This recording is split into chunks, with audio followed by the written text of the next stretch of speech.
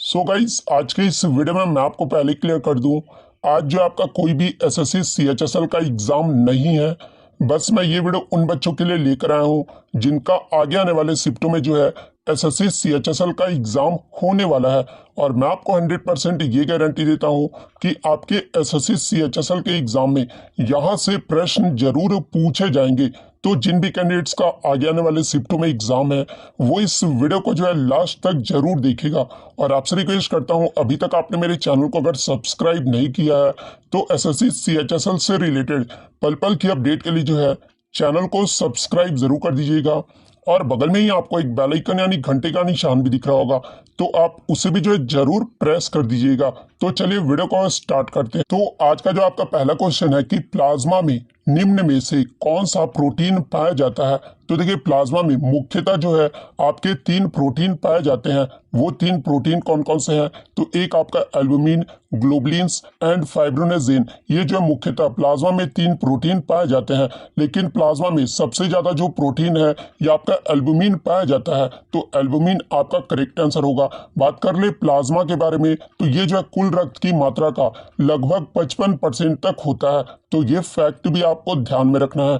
Next question आपका यहाँ पर है कि जैन परंपरा के अनुसार महावीर से पहले कितने शिक्षक या तीर्थंकर हुए हैं। तो जैसा कि आपको पता है कि भगवान महावीर जो थे वो जैन धर्म के 24वें तीर्थंकर थे।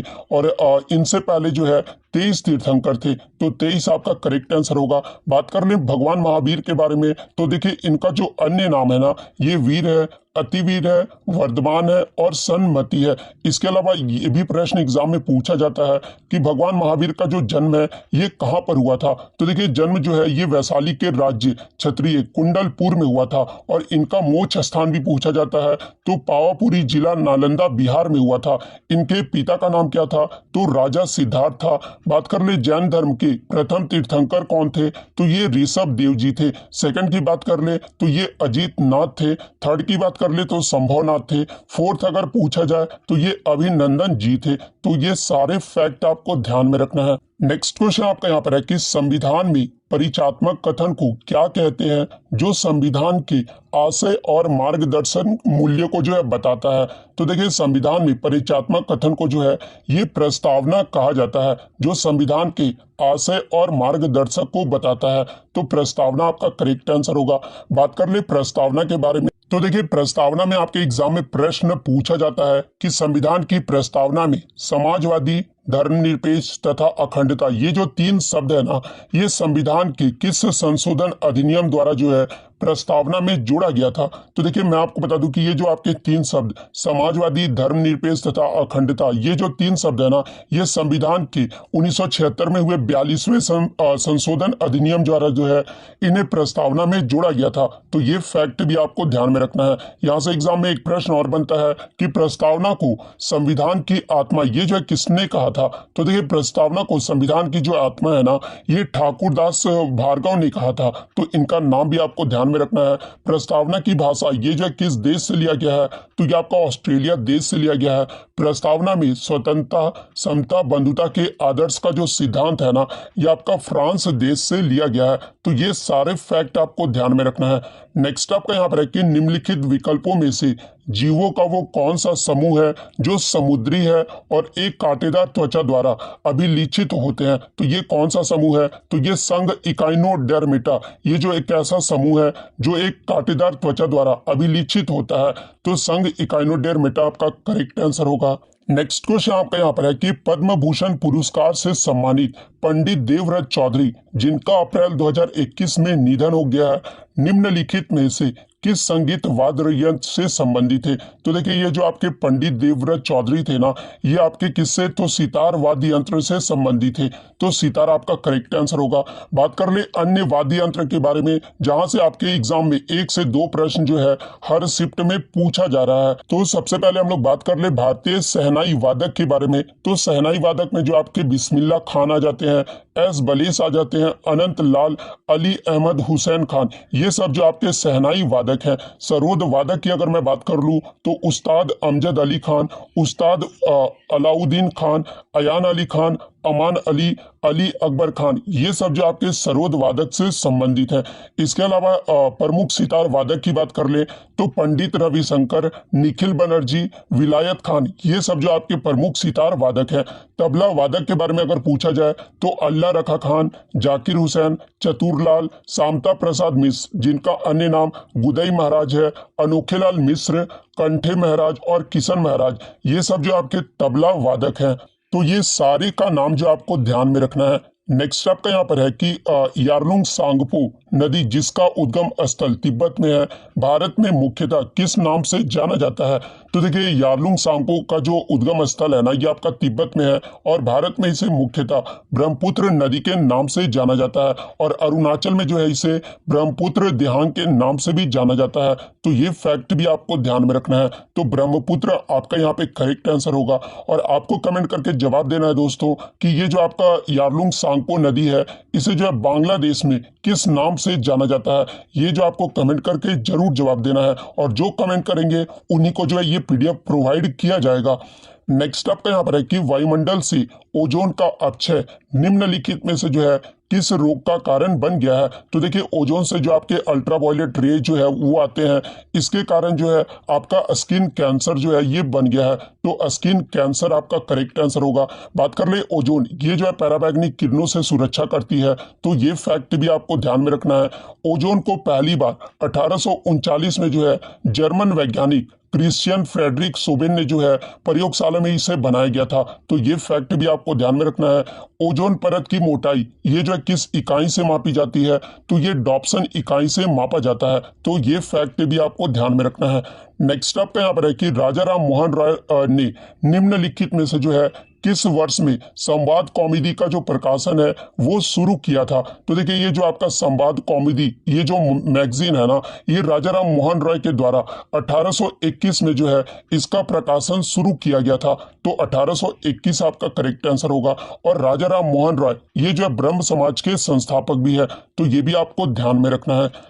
नेक्स्ट आपका यहाँ पर है कि भारत के सर्वोच्च न्यायालय के मुख्य न्यायाधीश यानी चीफ जस्टिस ऑफ इंडिया वर्तमान में कौन है? तो देखिए, भारत के वर्तमान में चीफ जस्टिस ऑफ इंडिया जो है ये आपके एन.वी. रमन्ना है और ये कितने नंबर के हैं? तो ये आपके 48वें नंबर के हैं। तो ये भी आपको ध्यान में रखना है। बात कर ले भारत के सर्वोच्च न्यायालय के पहले मुख्य न्यायाधीश कौन थे? तो ये आपके हरिलाल जे कानिया थे। इसके अलावा एन.वी. रमन्ना से पहले भारत के मुख्य न्यायाधीश कौन थे? तो ये आपके 47वें नंबर के शरण अरविंद बोबड़े थे। तो ये फैक्ट भी आपको ध्यान में रखना है। नेक्स्ट क्वेश्चन आपका यहाँ पर है कि इनमें से कौन अप्रैल 2021 में जो है ASICS का ब्रांड एम्बेसडर बना है? तो देखिए, ये जो ASICS है ना, ये जापानी स्पोर्ट्स वियर का जो है ब्रांड है और ये जो है इसके जो ब्रांड एम्बेसडर है अप्रैल 2021 में भारतीय क्रिकेट टीम और चेन्नई सुपर किंग्स के ऑलराउंडर रविंद्र जडेजा को जो है इसका ब्रांड एम्बेसडर नियुक्त किया गया है।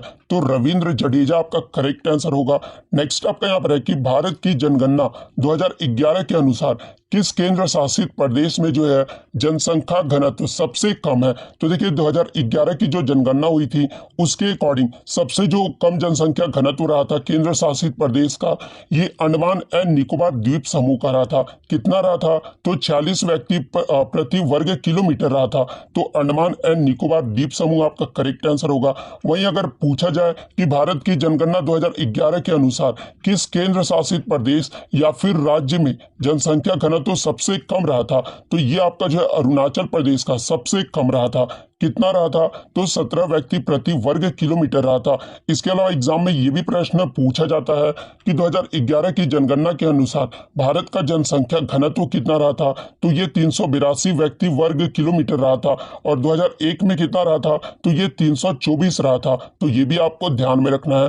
नेक्स्ट आपका फेमस पर्सनालिटी का नाम दे रहा है और पूछ रहा है कि ये जो है किस नृत्य से संबंधित है। तो देखिए, सबसे पहले मैं आपको कथक के बारे में बता दूं। तो देखिए, ये जो आपका कथक है ये आपका उत्तर प्रदेश राज्य का लोक नृत्य है और कथक नृत्य में जो आपके कौन कौन से आ जाते हैं? तो बिरजू महाराज, लच्छू महाराज, मालविका सरकार, शोभना नारायण, शंभू महाराज, अच्छन महाराज, सितारा देवी, भारती गुप्ता, दमयंती जोशी, विदादीन महाराज, कालका प्रसाद, चंद्रलेखा सरस्वती सेन, गोपी कृष्ण, सुखदेव महाराज, ये सब जो आपके आ जाते हैं किस नृत्य से आते हैं, तो ये आपके कथक नृत्य से आते हैं, तो इनका नाम आपको ध्यान में रखना है।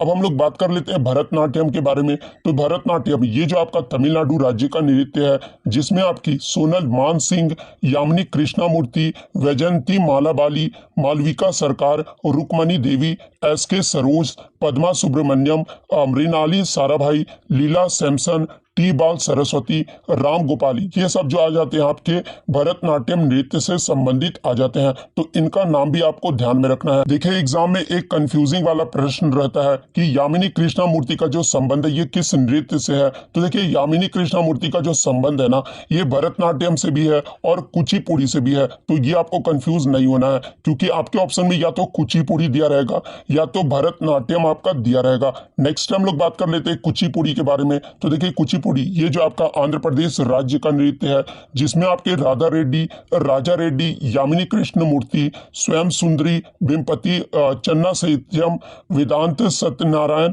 लक्ष्मी नारायण शास्त्री, ये सब जो आपके कुचिपुड़ी नृत्य से संबंधित है। अब हम लोग बात कर ले कथकली के बारे में। तो देखिए कथकली ये जो आपका केरल राज्य का नृत्य है, जिसमें आपके मृणालिनी साराभाई, शांता रॉय, कृष्ण नैयर, कृष्ण कुट्टी, आनंद शिवरामन, उदय शंकर, बलूत नारायण मेनन, ये सब जो आपके आ जाते हैं ना, वो कथकली नृत्य से संबंधित है। इसके अलावा बात कर ले ओडिसी नृत्य के बारे में, जो कि आपका उड़ीसा का नृत्य है। इसमें आपके इंद्रानी रहमान, सोनाल मानसिंह, माधवी मृदल, संयुक्ता पानीग्रही, किरण सहगल, रानी कर्ण, कालीचरण पटनायक, प्रियवंदा मोहंती, मीनाती दास, सोरेन लोवेन, मीता बाखी, ये सब जो आपके किस नृत्य से आते हैं, तो ये आपके ओडिसी नृत्य से संबंधित है। अब हम लोग बात कर लेते हैं मणिपुरी नृत्य के बारे में। तो देखिए मणिपुरी में आपका ये पूछा गया है झावेरी बहने का संबंध ये जो किस नृत्य से है, तो मणिपुरी से है। इसके अलावा रीता देवी, चारू माथुर, विपिन सिंह, आतंब सिंह, निर्मला मेहता, सागन बोस, नल कुमार सिंह, कलावती देवी, थम्बल यामा, अमली सिंह, ये सब का जो संबंध है वो मणिपुरी नृत्य से है, तो ये भी आपको ध्यान में रखना है। नेक्स्ट हम लोग बात कर लेते हैं मोहिनी अट्टम के बारे में। तो देखिए ये जो आपका मोहिनी अट्टम है, ये केरल राज्य का नृत्य है, जिसमें आपका हेमा मालिनी, श्रीदेवी, रागिनी देवी, शांता रॉय, भारती शिवाजी, तारा निडू गाड़ी, शेषन मजूमदार, तंकमणि, गाता नायक, ये सब जो आपके मोहिनी अट्टम नृत्य से संबंधित है, तो इनका भी नाम आपको ध्यान में रखना है। तो इतने एक्सपेक्टेड क्वेश्चन मैं आपके लिए लेकर आया हूँ, जो कि आपके लिए बहुत ही बेनिफिशियल रहने वाला है। तो अगर वीडियो अच्छी लगी हो तो वीडियो को जो है लाइक जरूर कर दीजिएगा, चैनल पर नया है तो चैनल को सब्सक्राइब जरूर कर दीजिएगा, और उस क्वेश्चन का जो भी कमेंट बॉक्स में जवाब देंगे उन्हीं को जो है ये PDF जो है वो प्रोवाइड किया जाएगा। तो मिलते हैं नेक्स्ट वीडियो में, तब तक thank you, all the best.